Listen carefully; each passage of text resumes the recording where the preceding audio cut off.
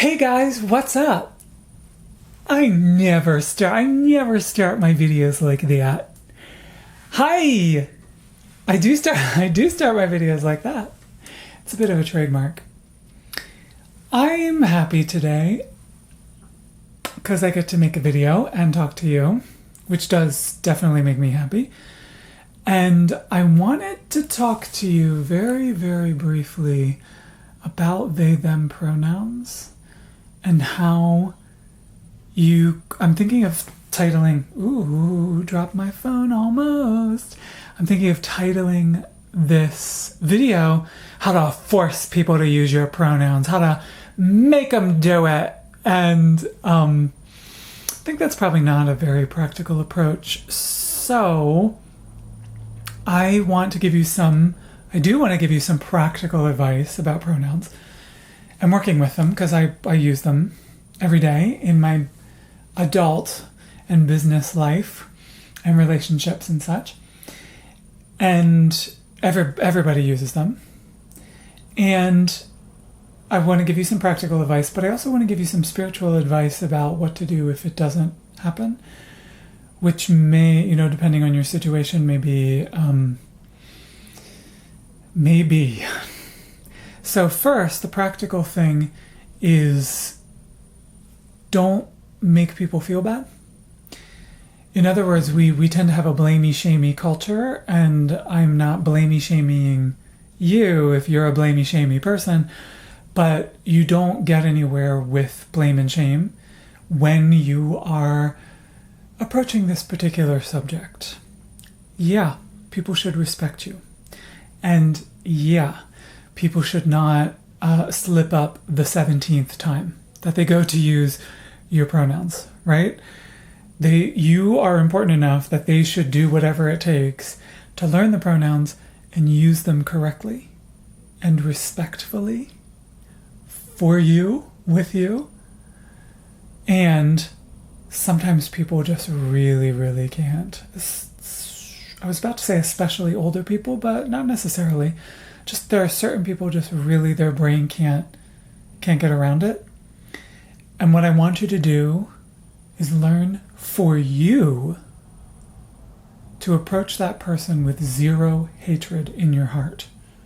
Because hatred affects you, right? The Buddha, he was talking about anger, but it's similar. The Buddha's little metaphor is, it's like picking up a hot coal from a fire and throwing it at someone. You might hit them, but boy, did you hurt yourself in the process.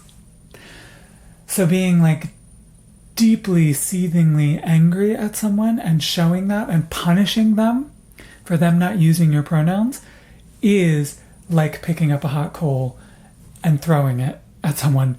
You get burned in that process. Now, of course, I don't want you to have shame in your life and think that I'm talking about, well, just, get over it and don't think that way anymore. Not at all. Not at all. It's totally fine to be angry. It's totally fine to think of it as an issue of justice, because it is. But you're not going to get anywhere for yourself if your whole life becomes about anger and hatred and policing other people and their grammar and words. Okay? So that's one. Two is, on a practical level, we're still in the practical. On a practical level, you can't force someone to change.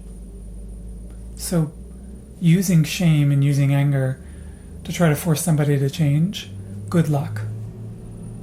They're going to have to want to change, and they're going to have to think that it's important, that you're important enough. And they may not. They may not think that pronouns are important enough. So there are some people who are like, it's just a bad habit and I can't think of it, right? And they're relatively innocuous, but there are those people who just don't respect you. Don't think pronouns are a real thing. Don't think that trans and non-binary identities are worth honoring. And again, on a practical level, for your own sanity, don't have those people in your life. Easy for me to say, because it could be a school administrator, right? If you're a kid. Sometimes you can't choose, but if you can choose in any way, just stop. Stop having interactions with that person. Boom. Hopefully, they'll learn that their disrespect and their lack of respect and their lack of believing that you're worthy of respect means that they don't get to have a good person like you in their life. Boom. Right? They don't get to have someone as lovely as you in their life. So, two things. However you arrive at it, don't make it about shame and blame and making the other person feel bad as a way to help you feel better in your daily life and to have you not be held down by shame and blame of other people and feeling like you're in charge of the world and you need to police everyone into feeling certain ways, right? That's number one. Number two, there are some people off that edge that you will never be able to convince. There aren't enough tactics in the world to get them to use your pronouns. And if that's the case, I personally, you can choose for yourself, but I personally, stop. That person's out of my life. Done. We're cut off. That's the end of that. So the last thing I want to talk to you about in this video is impractical stuff, spiritual stuff. So you may come upon someone who you care about, who falls into that last category, just can't learn. Just can't get it. And I just want to touch a little bit on how complicated that can be, because I didn't want it to seem simplistic when I was like, cut them out of your life, right?